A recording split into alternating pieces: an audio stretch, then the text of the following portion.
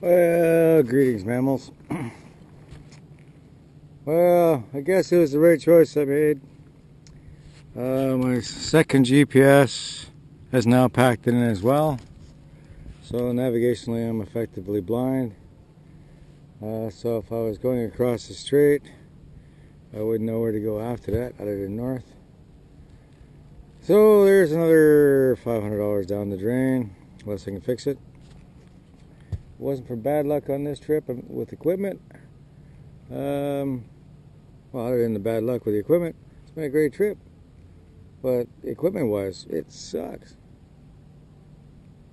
But I'm somewhere next to Port Rupert, near the airport. I gotta go that way. I'm not sure if I gotta go on this first piece of land or the second piece of land to Port Rupert or Port McNeil. What is that way? Somewhere. But I guess at that point, I'm probably just gonna pack it in, call my friend up, wait a week, have him come get me. Since I don't know where any of the campgrounds are, or campsites. Well, I might go on. I know where the ones I stayed at. But otherwise, I have no idea. I'm effectively blind to where I'm going, what my distance is, what my speed is.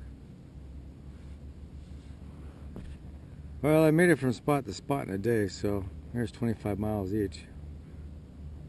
Thereabouts. So I don't know, maybe I'll continue on. But I got a place to stay. It doesn't cost anything, or it costs very little. So I may just pack it in here and just wait. Save on any other gear failure. Because I seem to be getting a lot of it.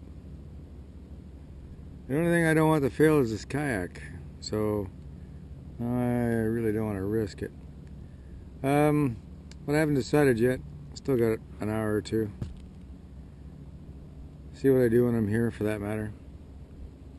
Because I left stuff behind, which is too much to stash in the cargo hold now.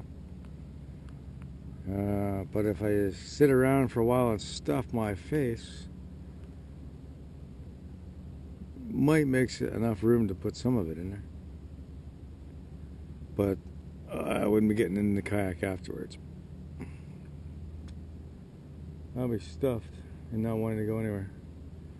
But we see what goes on. Just giving you an update report on what the hell's going on. My other Garmin is packed it in now, so it's one of them days. Life can be so cruel. Okay, mammals, I'm out here.